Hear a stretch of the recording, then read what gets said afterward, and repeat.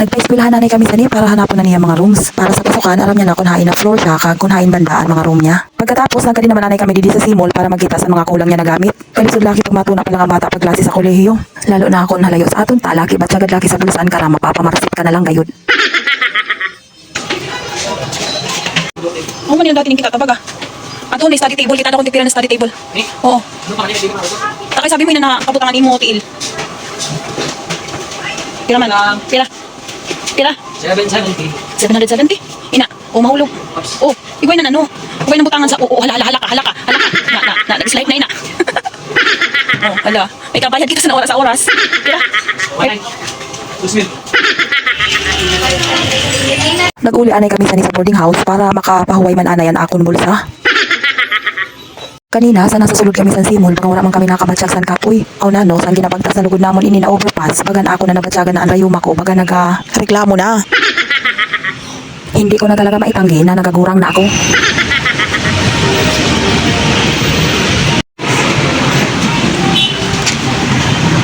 Ay, salamat nakaabot na din na sa boarding house. Nakapoy. Pag abot gani, adi nagsalansan naman kami sa nila mga pinamakal para malesin ang mga samok. Ginahayaan ko na si Kuya Naan magsalansan sa niya mga gamit kag sanin amon mga napamakal para makatuon na siya maging independent. Maayo man gani kay madali lang siya na naka-adjust sa sitwasyon. Sa baba. Yan. Adi ginpabutan ko na lang ani sa drawer ang iya mga groceries para iwas makatilaw sa damo an ipis. Kasi post na naman ako. Hindi. Macarons. Hindi ba nila fix? Kulbod. Dalang kay akong ko inatahiyon sa imo printer. Ay na. May band paper. Malinis na? Oo. Linis na na.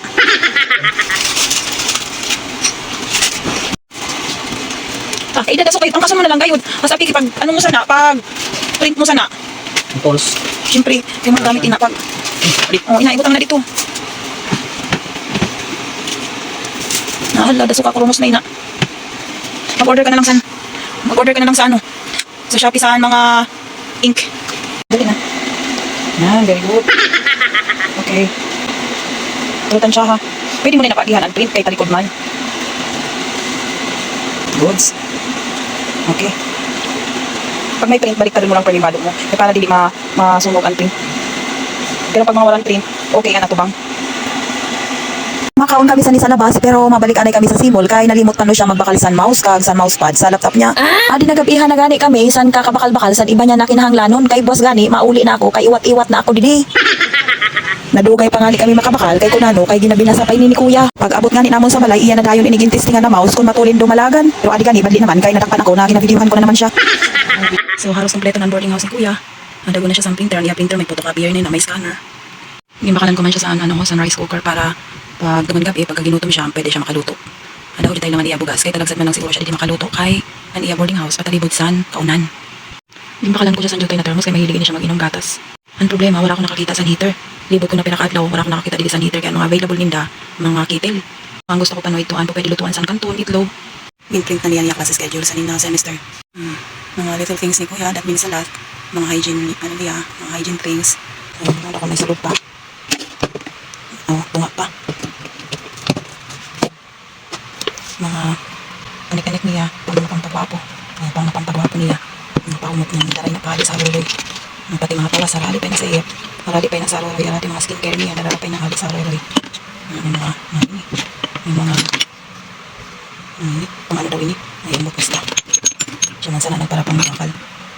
Pero yung pasiguruhan ko siya sana na iba siya sana na iba siya sa efficacy oil. Para din iya mga long quality vitamins. Yan. Kasi pharmacy, ada man lang katapin sa Ninda School. Nasa baba lang. Nakarenta lang ang pharmacy sa baba sa Ninda School. Nakarenta sa pwesto. So far, okay na din na iya boarding house na nakuha ko sa iya. Kay uban ng aircon. Inbakalan ko na lang sa nisan easy to install na cabinet. Kaya para dili makalatan iya mga bado. Tapos, ini siya electric fan. Inbakalan ko. Biskan uban na siya sa aircon kay para makatipid ko na limbawa. Dili man mainit. Electric fan ang iya gamiton kay ang iya di kuryente may sa diri na submeter. Ayan. Tapos, ayan mga iya tubig. Ada lang sa tubangan pwede mabakal. Yan na yung mga dustpan, sansoy. Yan na yung basurahan. Siyempre, kaupot na inasan. Iya mga kailangan. Kaya gimbakal ko man. Iya dining utensils. Dili ko na iniging pamakal. Kay mahirap man kung pagparabaktuton pa namon inihali sa aruloy. Ginbakalan ko lang siya usad na plato. duha na padisan kutsara tinidor.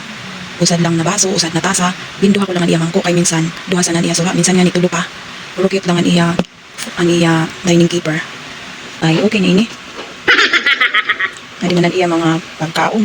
Kung halimbawa, ano siya, gaadal siya, yan, mga kaong-kaong siya dito. Iya mga pagkaon. Hindi pa rin siya magkinaon-kaon habang nag-adal, nag-laptop. Yan mga pagkaon kasi siya na sana nagpinili. Ito dami na siya sa kanton. Ang problema, wala san, heater pa. Ipadara ko pa lang ito pati. Kaya wala man isang, wala ka nakikita na pwede siya panulutuan sa itlog. Pwede lutuan sa kanton. Pwede ito makikita lang sa bowl. Tapos, hindi man kanina nag-inig kakaon sa sardinas. Kaya naarin nila. Puro, century tuna. Gawin na, century tuna. Kaya una lang sa naniya ginasuwa. Pagkaalang-alang na sa gabi. Kamali pa kami kaya kasi ulitan kita turong pakan. Basi, i-order ko na lang ang iya mini French pagka naka-LL na, pagka nakaluwang-luwang na. Kaya adi ng anay ng iya mga pagkaon naka-standby sa iya storage box. Ada iya gatas, ada iya sukar. Kita ba yan iya para pamakaluon ha. Huwag siya sa minum, ano daw ini, pulburon. Minan itlog, may naka-standby lang siya ng itlog. If ever magutom siya na gabi, pwede siya maglaga. Iba siya sampalaman na din iya tinapay. Bawal pa hindi magluto. Pero kung magluto ka dapat, nasa kuryente lang. Tapos hindi lang sa inok, sa iya kwarto. Bawal sa mga gas range. Bawal man maglaba. Kaya solo si Mana, nagapalondre kami. Pero pwede man maglaba, iya lang uniform, one set lang sa uniform ang dapat laban o adlaw. Iuwa man dito sa sablayan sa baba. Nasa second floor pa no siya. Ayan, pati mga dagong bula-bula gimbutangan ko siya kay in color sa inda pants blue and inda sa taas white kaya amin na provide ko sa iya na bula-bula kay syempre kung may tastas tsaka syempre pag nagalaboratory para naka-mask kaya ada provided na din iya mga gamit anda may mga tissue kami ligili gumamit sa tissue yellow pad index card halos na kompleto ko na yung gamit okay na siya sa air purifier bibili na dito sa nagbakal kami sa iya laptop nagbakal siya sa mouse yan iya mga school supplies na iba. Then, mga katleya, mga notebook, mga bond paper na ilan sa baba. Adi man iya mga stocks na sa mga shampoo, sabon, toothpaste, dugay-dugay niya siguro yung nagamit man kaya damot man ito. Dahil hindi niya yung pambakal. Base man isa din na semester niya na magamit. Tsaka yung mga powder, di naman madalas magamit kay nakapalaundry man. If ever lang, ang iya uniform na tugsari-sari sets, pwede siya maglaba. Pero the rest, puro na dapat i-laundry. Kasi bawal didian, maglaba sa damo. So, amin na siyang ihigdaan, bunk bed din siya. Kaya sabi sa tag-iya, brand new ko nung ini. Bago daw ini sabi sa tag-iya. Hadi daw ini dito sa iya kondo. Lindipat niya lang daw ko nung dito. Yan. Amin din, sabi ko sa tunanan, inclusion sa Nemo boarding house. So, nag-inquire pa lang ako. Sabi, brand new daw ko na aircon. Tapos, brand new na bunk bed. The rest, wala na siya sa mga gamit. Ang ulang ina siya. Ang iya lang aircon, kagsan bunk bed. Inapagaliho mga foam. Sabi sa mga bago daw ina. Sabi sa tag-iya, mga bago man daw ina. Yan, sabay na sa bunk bed. Ang ulang inang gamit ni An. Iya aircon, and bunk bed. Tapos ini mga foam. Okay na baya. Okay na ini. Kaysa hindi na tsagaan lang anay niya didi habang hindi pa siya maaram punay ng mga ganda ng mga boarding house pa didi lapit sa eskwelahan. Nasa likod lang pa rin sa niya eskwelahan. Kaya nakita ko lang pati ni online.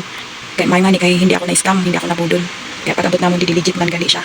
Kaya kung nabudol ako ata, primero pati online man ang reservation niya. Kailangan mo magbayad online man. Direct sa iya bank, direct sa bank sa tag-iya. Ayun. So far okay na hindi niya boarding house. Solo lang naman siya. Hindi dapat pa siya na iya-room. Pangduhaan ini siya. Kaya naka-bunk bed. Kaso, gimbayadan ko lang sa solo kay. Siyempre nag-adjust pa si Ash. Kaya, tsaka dutayan space. Ang ulang na siya. One space, Dutayan iya space. Para sa duha. Dutayan iya space pero mahal. Pero tsagaan lang anay. Kaya siyempre, ang nagaling na nagatunan. Dili pa matibay sa mga maganda kagbarato ng mga paupahan na lapit lang sa eskwelahan. Kaya sabi ko kan kuya, tsagaan na lang anay niya ini. Sa kanaugaring. Mga nga ni kamusang mauli naman anay ako dito sa Aruroy kay adi naubos na didi sa Cebu an akong dara na magic puyo-puyo. Adi bis kanora akong damo na bakintol pero nakagrab ako kay dili nga ni ako didi maaram sa Cebu magsakay-sakay sa jeep. So maayo nga ni hindi pa nadadara didi ni Huda sa iya mga kaparyentihan sa Cebu. Kay sa amon pagsakay-sakay hindi pa naman kami nakaagisan driver na mga mandrugas. Pero habang gani nakasakay ako sa nina-grab taxi, hindi man kami nag-istoryahan sa driver sa ni. Okay paano man, dili man ako maara mag-istorya sa Binisaya, ginatagalog ko siya. Auta, kung ginatagalog ko naman lugod siya, ginasabat naman niya ako sa English. Kung gina-English ko naman siya, ginabisaya na naman niya ako. Kaya para hindi na lang gani magbaralintukan, an akon Binisaya, kag san akon pag English, amo manan sa iya Tagalog, kag san iya English, ay tanaga-silensyo na lang kami pareho na duha. Adi gani, nalalantawan ko na ining Pier 1 kaya mababa na anay ako kay para makasakay na ako sa barko. Dito ko naman ipadayon ining pag-vlog ko na wala didi kag wala dito.